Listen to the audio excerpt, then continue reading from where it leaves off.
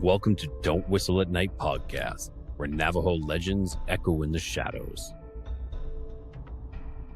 Darren and Dawn will guide you through the sacred fire of native storytelling, where the old stories breathe, the unknown walks among us, and voices, long hidden, rise to be heard.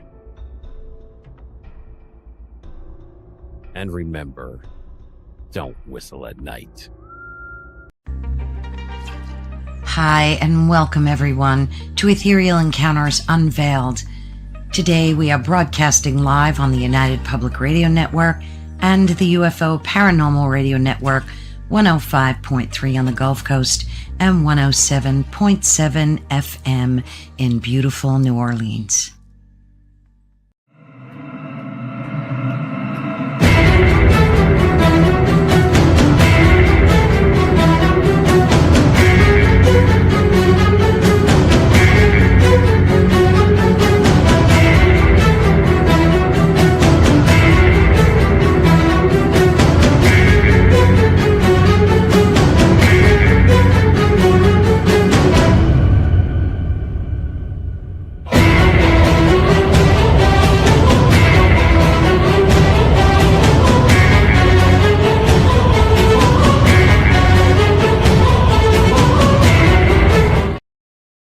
Hey, hello everybody. Hey, Joni, good to see you, hon. Welcome to Into the Night with your host, Sean Kelly, on this snowy Snowmageddon night.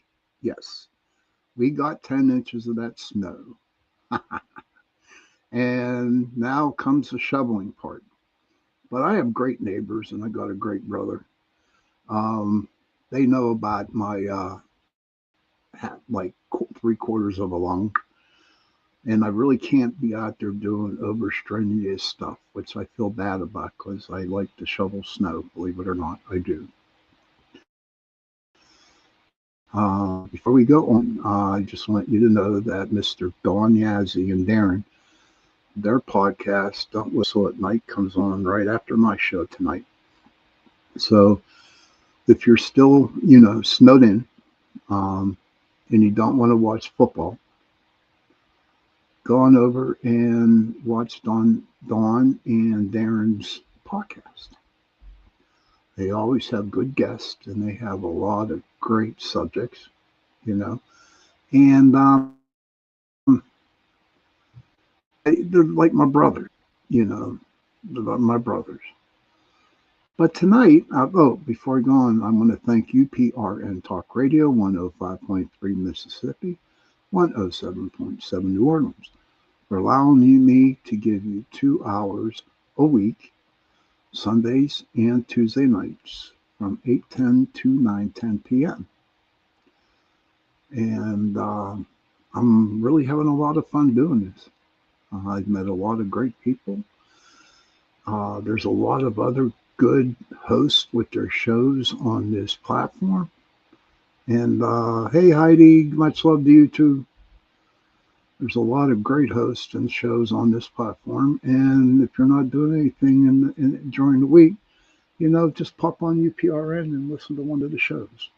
That would be great. So tonight, okay, we are going to be talking about the Devil's Footprint. Okay. But before we get into that, okay, a little history about the devil. Back in the 4th century, Christianity took the Greek mythology, Pan, P-A-N, the half goat, half human, okay? And what they did was they drew horns on the face of Pan, and hey, Mark Eddy, and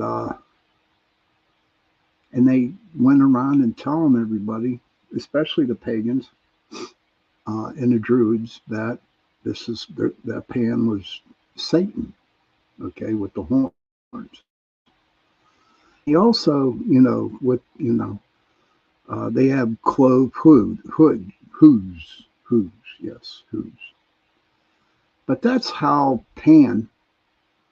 Christianity got everybody to believe that it was a beast, depict it as Satan. Good day, Mish. Good to see you.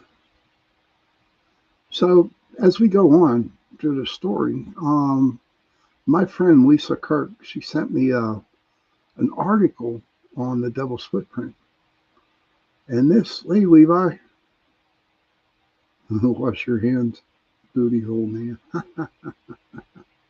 That's funny. That's cool. But probably somebody I know, but I don't know. But you know what?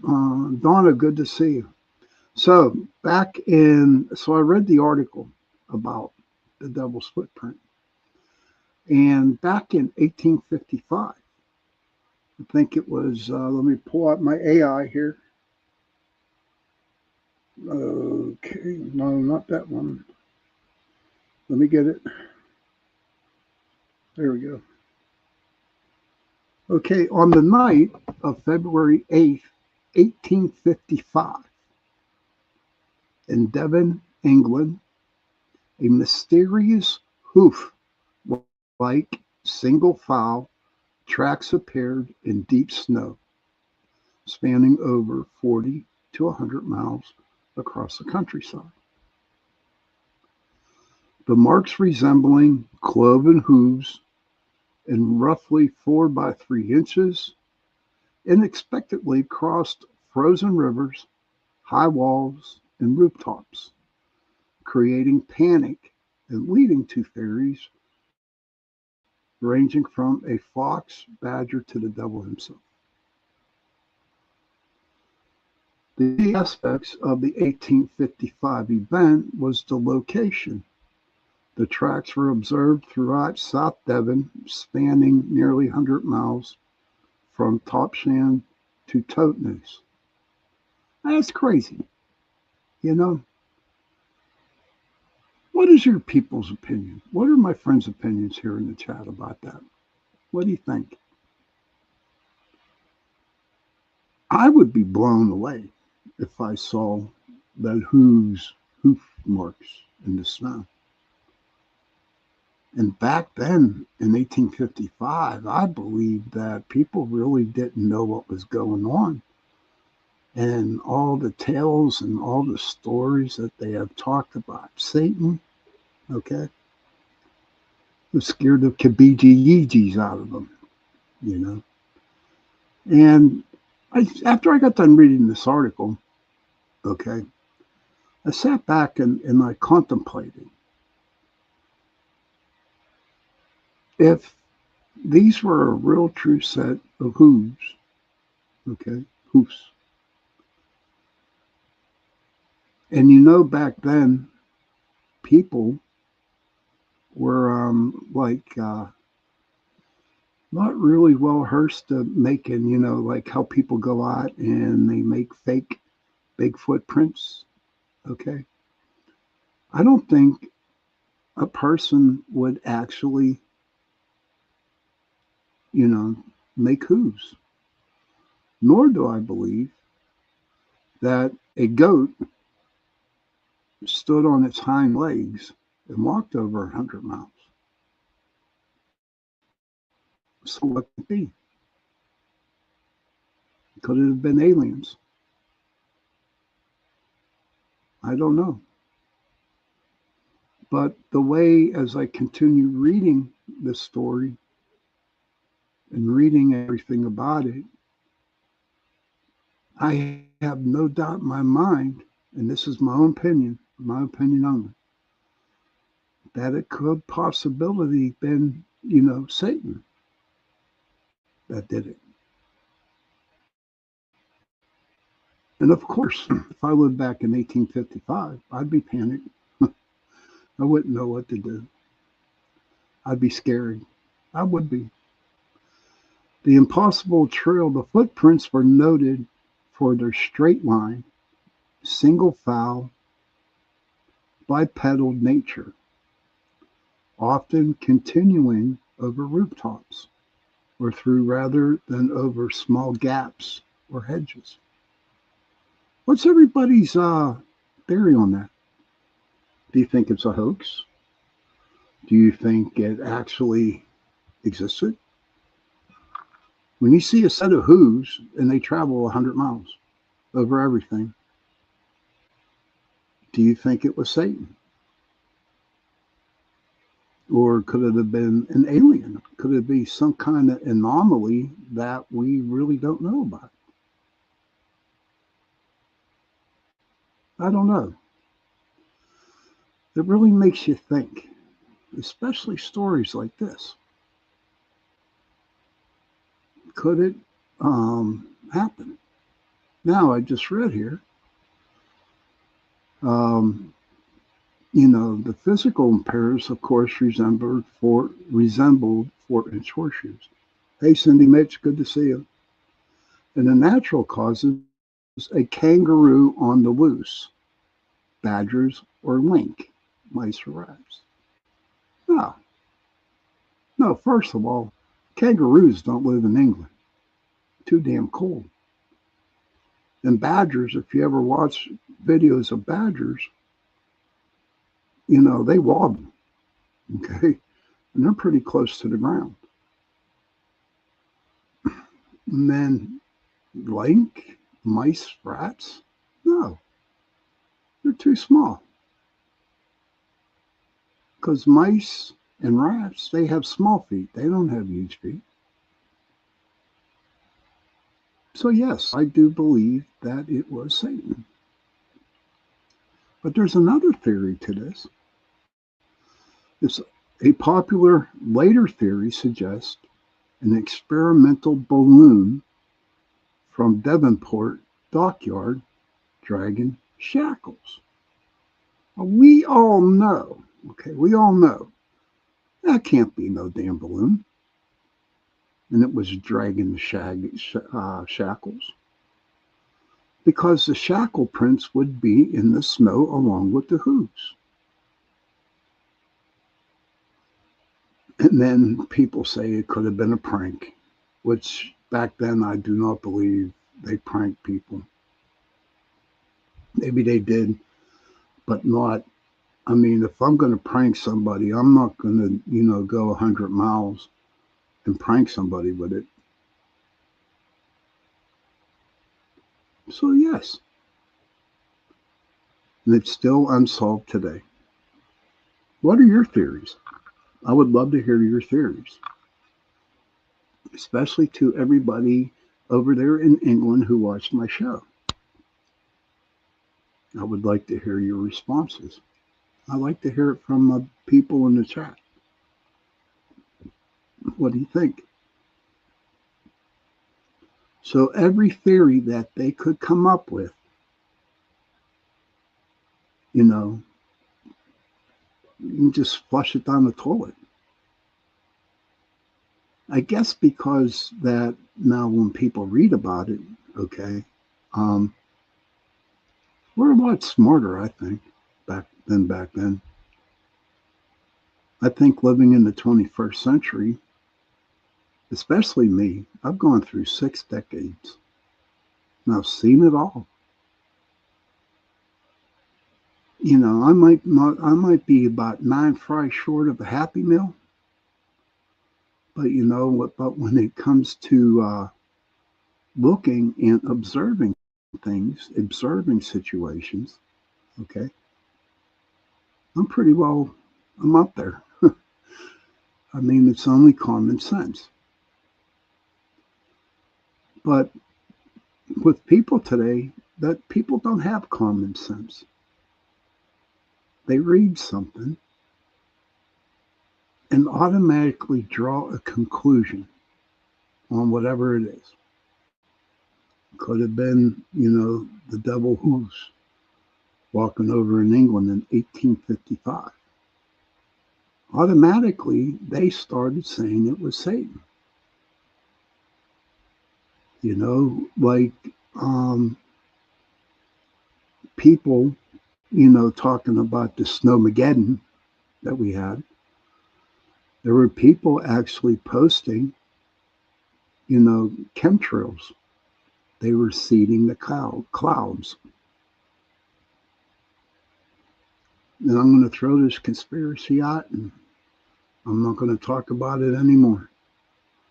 I truly believe that this was man-made, and that's my opinion.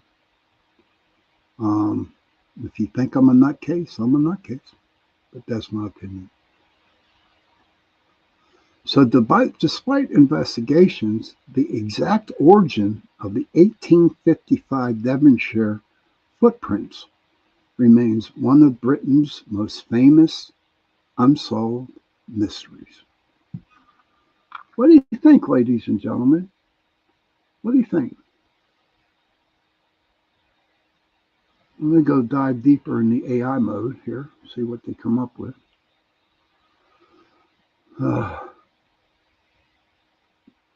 Okay, so we're getting, hey, Lisa Kirk, good to see you. Kevin, good to see you.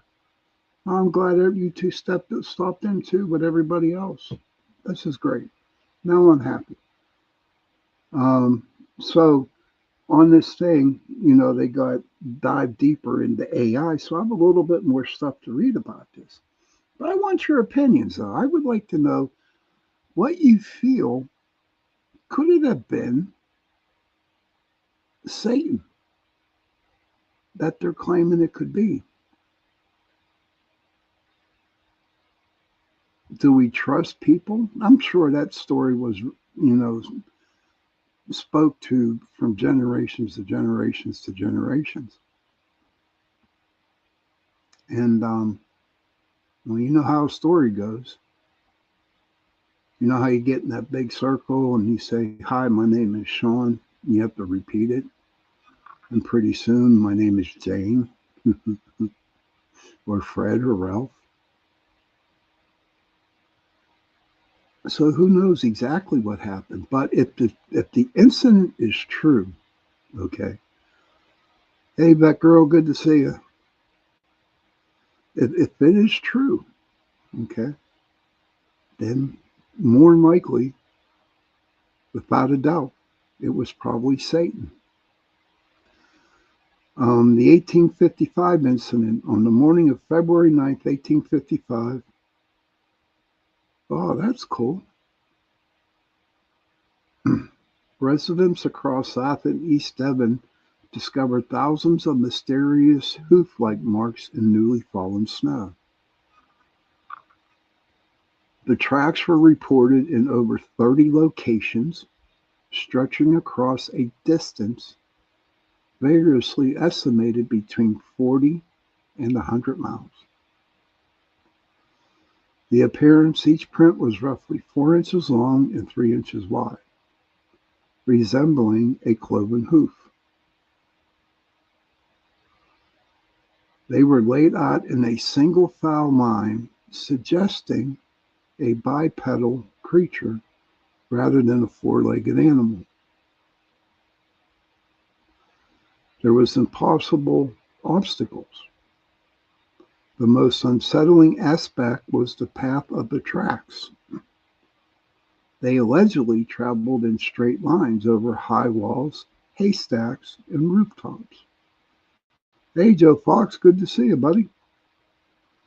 And even appeared to cross a river.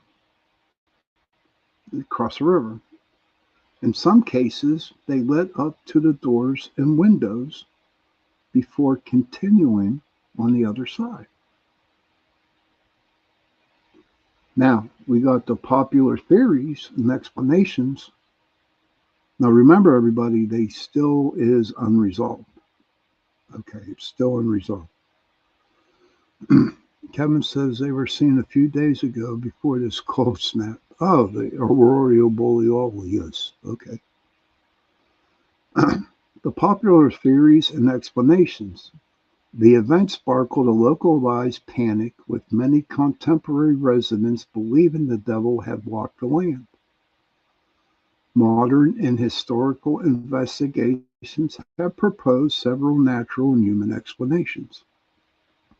Now, this is here where we can laugh. Animal activity.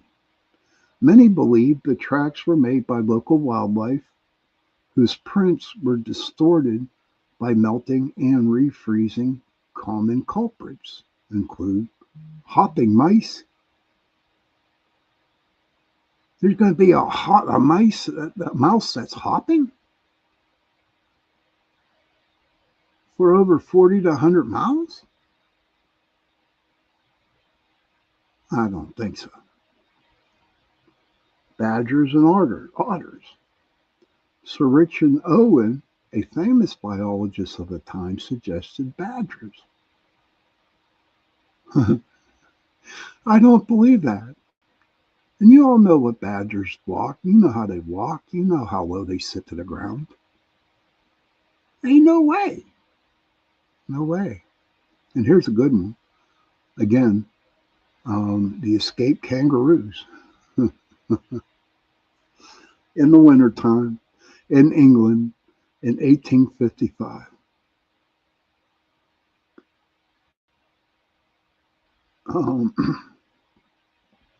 A popular contemporary rumor claimed 2 kangaroos had escaped from a private, I guess, zoo. That's what it says here. And you know what? The balloon, that can go to hell.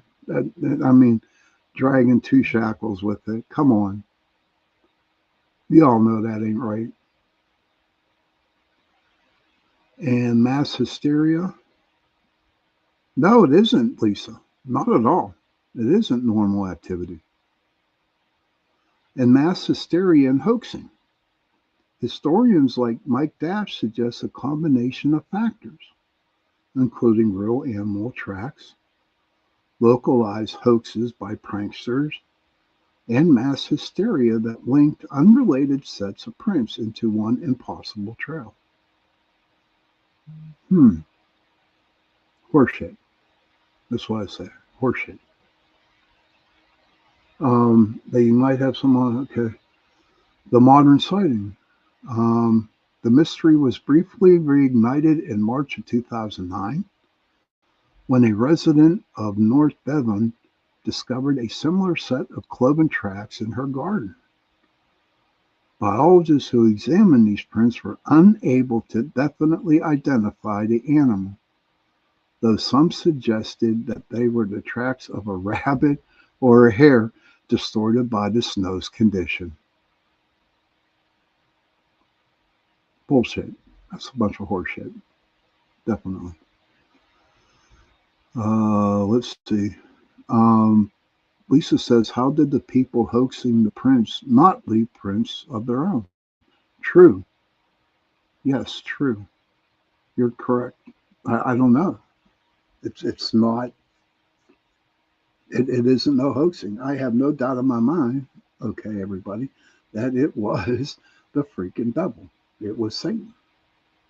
Now, before I go on to my break, I just want to reiterate what I said at the beginning, that back in the 4th century, Christianity, wanted to scare the Druids and the pagans back then.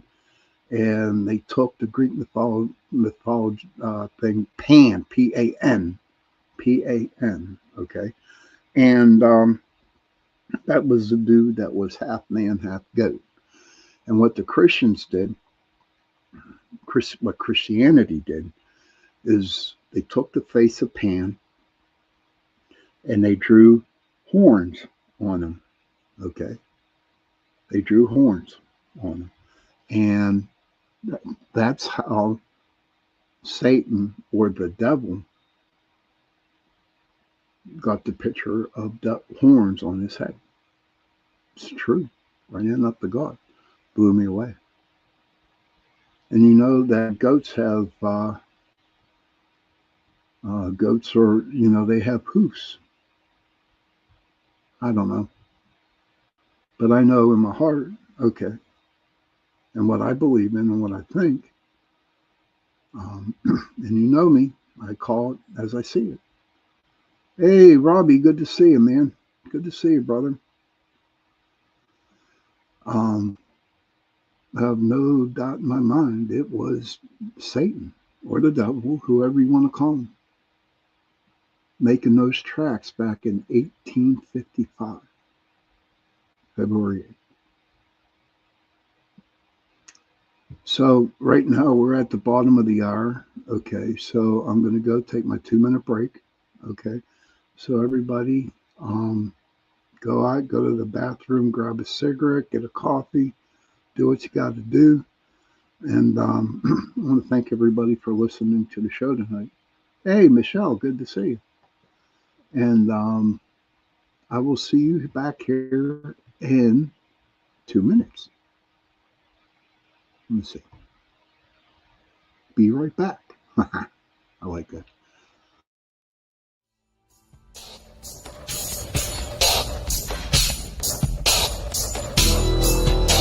Welcome to the Outer Realm with Michelle DeRoche and Amelia Pisano. Airing live on the United Public Radio Network, 105.3 FM in New Orleans.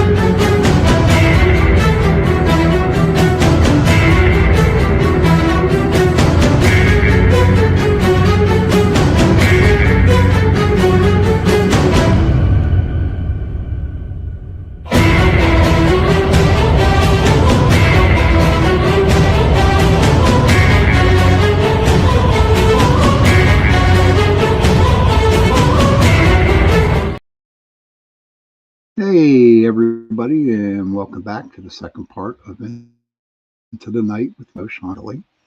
And yes, I survived Snowmageddon. Yes, I did.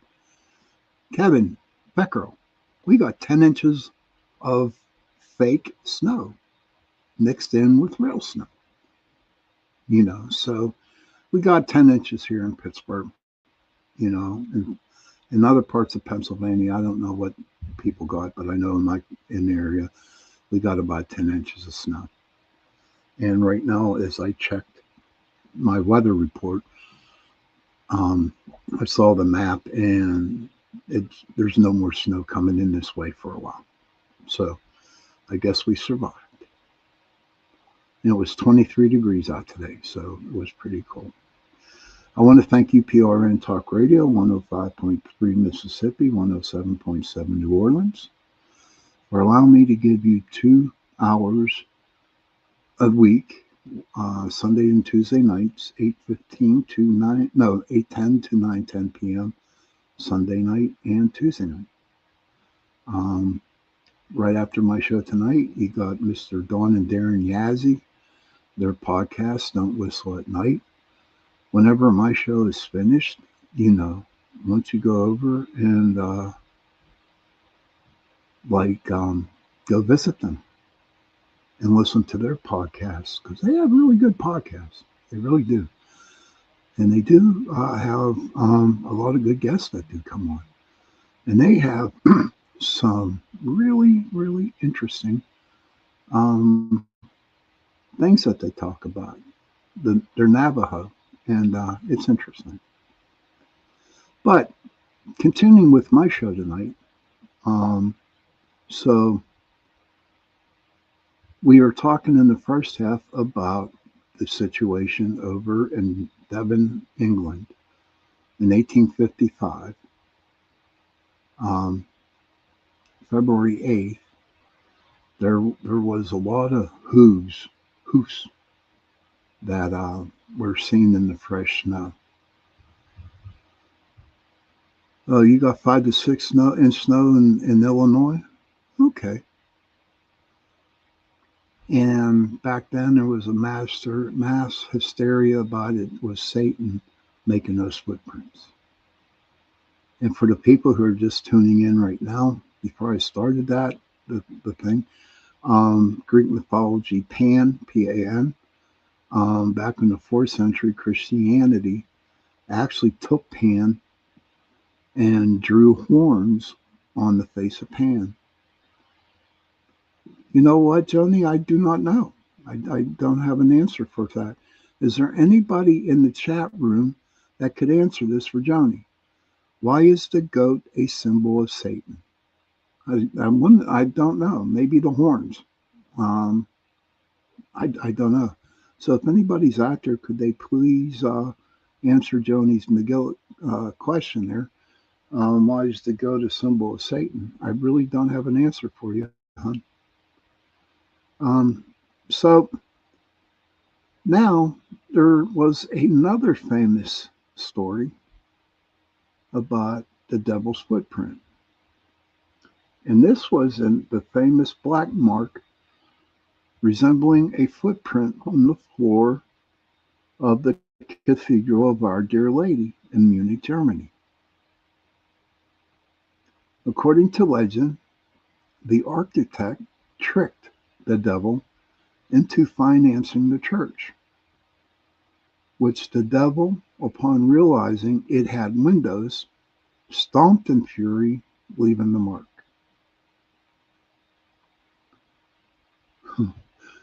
They pissed off the devil. I wouldn't want to do it. Now, the key aspects of the devil's footprint legend in Germany, okay, the builder made a pact with the devil to build a church without windows. The devil, seeing no windows from a specific spot, stomped his foot in anger when he realized the windows were hidden by pillars. I don't know everything, Joni. I don't. I sure don't. I'm getting up there in age here, Joni, so I don't know. The physical mark, the mark is a black boot-like print visible on a stone tile near the entrance, which has been part of the cathedral's lore since the 15th century. So I guess Satan was popping up there back then, huh? The 15th century, the 19th century. I guess he does hang around. I guess he does make his ways. Whoa, here you go, Lisa. Thank you, Lisa. The goat became a symbol of the devil through a blend of biblical imagery, goats representing sin, rebellion, versus sheep, obedience. Pagan connections, Greek and Pan, ancient scapegoat rituals, Azrael, who's a Baphomet image representing vice and equilibrium. Early Christians demonized pagan natural gods like Pan, who were depicted as goat-like, and linked them to Satan, solidifying the association. Joni, there's your answer. Thank you, Lisa Kirk, for getting the answer for her. I appreciate that very, very much. Why would anyone make a pact with the devil? Well, Joni, to be honest with you, when you're down on your luck and you need, you want to make something financial, or you want to become somebody famous, similar like that, you're going to make the deal. You're going to make the deal. And there's probably a lot of people that did make a deal with the devil. But once you make the deal with the devil, you only have like 10 years or so. I don't really know what the deal is on that. And then the devil comes and takes your soul.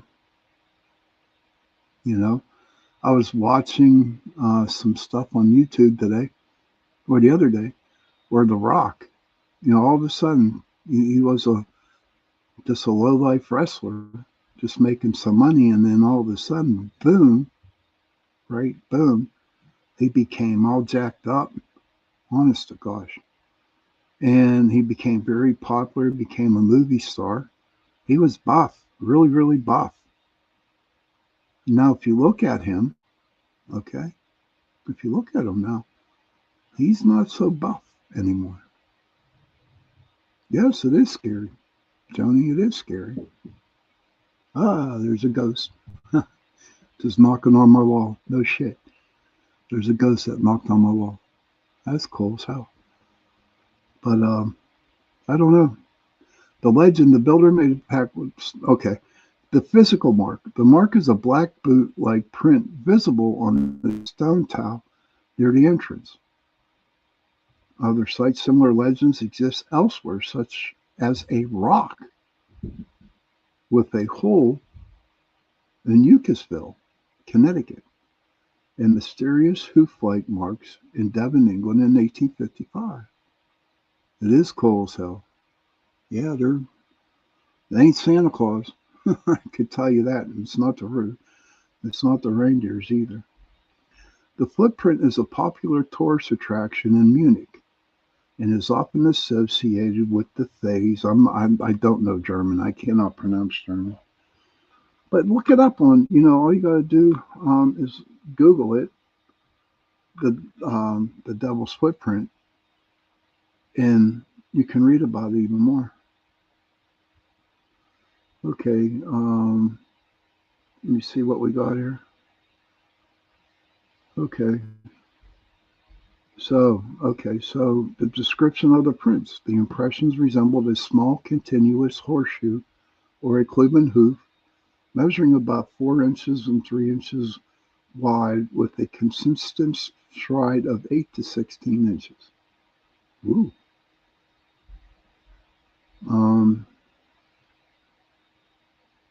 Okay. Oh, hey, where's my Canadian buddies? Mish. Not Mish, I'm sorry. Kevin and Vet Girl. You still in there? You still in there? Oh, no. Keels, Newfoundland, Canada. Imprints in the bedrock resembling cloven hoof prints. Geological, studies indicate these are natural geological formations, specifically cavities left where carbonate nodules have eroded out through local folklore, attributes them to the devil dancing. Did you ever hear about that, Kevin? This is in Newfoundland. Keels, Keels. It's the imprints in the bedrock resembling cloven hoof prints. But what the folklore is, they attribute to the devil dancing. This stuff's a pretty interesting shit, man. But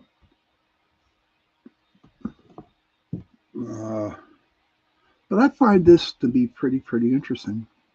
Absolutely interesting. And like I told you, I believe it was Satan. I believe it was. Yeah, look it up, Kevin, please. Whenever you have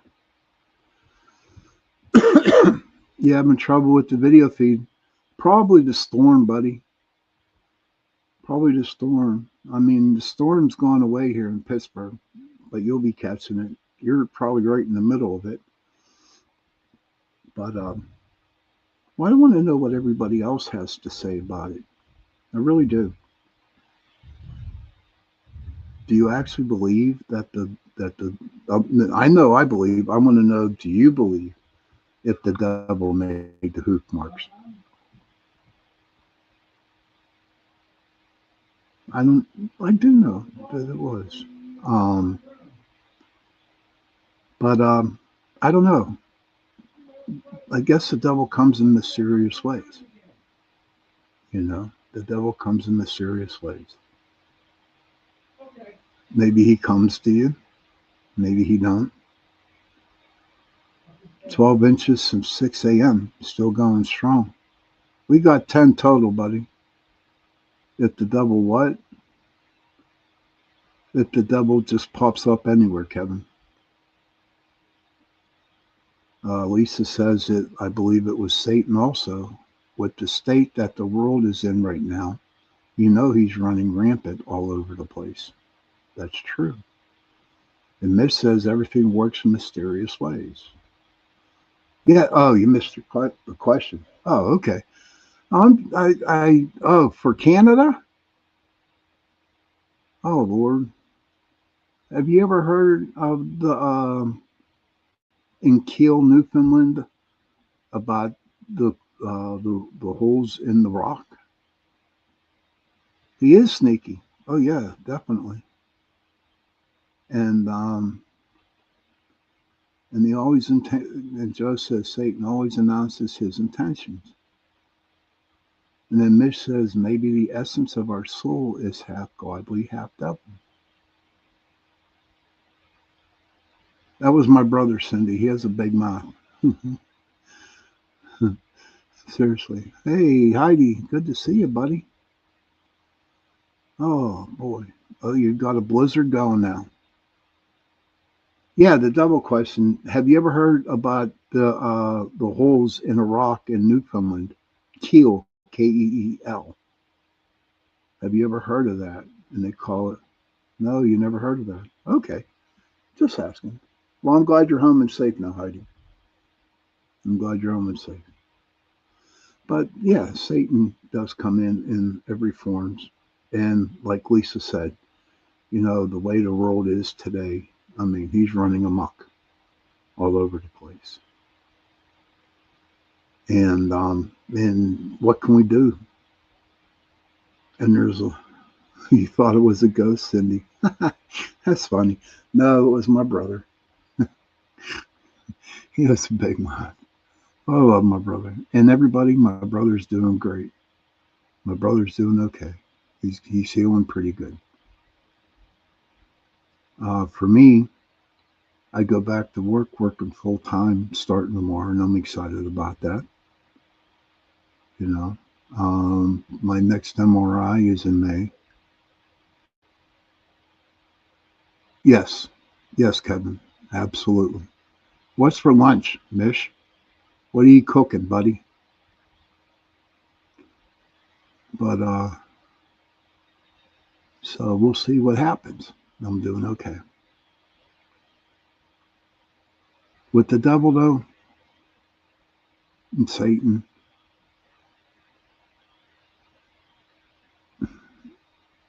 this world they overtaken the world. Oh, you have that girl. You have. That's awesome. But I don't know. I guess we got to stick to our guns. And anyway, the only way to fight evil, okay, is to be good with good intentions. And to treat everybody with respect. And love them spiritually. And make sure they're okay. And take care of people. But but people out there, the pedophiles, the mass murderers, all them assholes out there. I guess Satan has them wrapped around. Thank you, buddy. Yes, next in May, my next MRI or CT scan, whatever, probably both. So I don't know. What do you guys think about? You know what? I don't know, Mish. I don't know. Lisa says love will defeat the devil. Why is it so important to carry love in our hearts? It is important. It is important to show love, to feel love, to give love. It's a 4-letter word that means you care. Love is caring. And we need more of that now because the world's gone to hell. It really has. And all we can do, if we can actually, honestly, if we can actually do one good thing a day, if we could do one good thing for another person or another animal or another plant or another tree, if we show love, maybe we'll defeat evil. Joe Fox says, from the beginning of human history, Satan has made his intentions clear. His first recorded interaction was with Eve in the Garden of Eden, where he questioned God's word and introduced doubt. This moment marked the start of the ongoing efforts to lead humanity away from God. Shelley says, Mish says, yes, they pass hate speech in our country. We are doomed. Kevin, you're funnier than hell. The devil made me do it. But yeah, my theory, everybody has seen my shows where I say Lucifer got a raw deal. But that's for another time. So let's spread love. Let's give love. And maybe we can defeat the devil. Maybe we can defeat evil. So let me ask you this question. Do you think evil was man-made? What do you think? Was evil man-made? Did we just talk about evil so much every day that it became part of our society? Then you have to ask yourself, why do people want to be evil? What's it get them? It could be a balanced mission. Yeah, absolutely. And you got a point there with the balance of the yin and the yang. If you have all good and no evil, I mean, the world would be effed up, I would think. So you need to have that evil in there. But you know what? People actually find out that, with them, saying, oh, I want this, I want that. Hey, mate, I really loved your stream and enjoy being part of your fan community. Would you mind adding me up on Discord? What is it? Yeah. I'll have to figure out how to do that, Pat.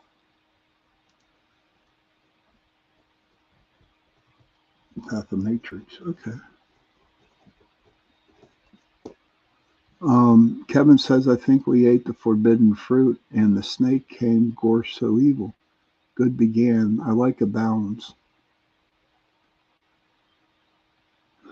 The networks, apparently ratings. Oh, yeah, true. But it is the end of the show. And don't forget, right after my show tonight, okay, you have Mr. Don and Darren Yazzie. Their podcast, Don't Whistle at Night, is coming on right after mine. So please hang around, watch their show, and, and tell them I said hello. Children, if you can, please go to your parents, give them a hug, and tell them that you love them. Thank you, Mish.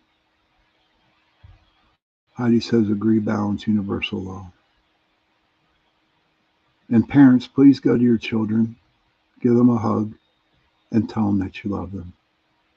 And if you have no parents and if you have no children, find somebody, give them a hug, and tell them that you love them.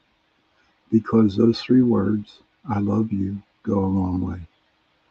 And on that note, good night, everybody. Stay warm. We'll see you Tuesday night. Good night.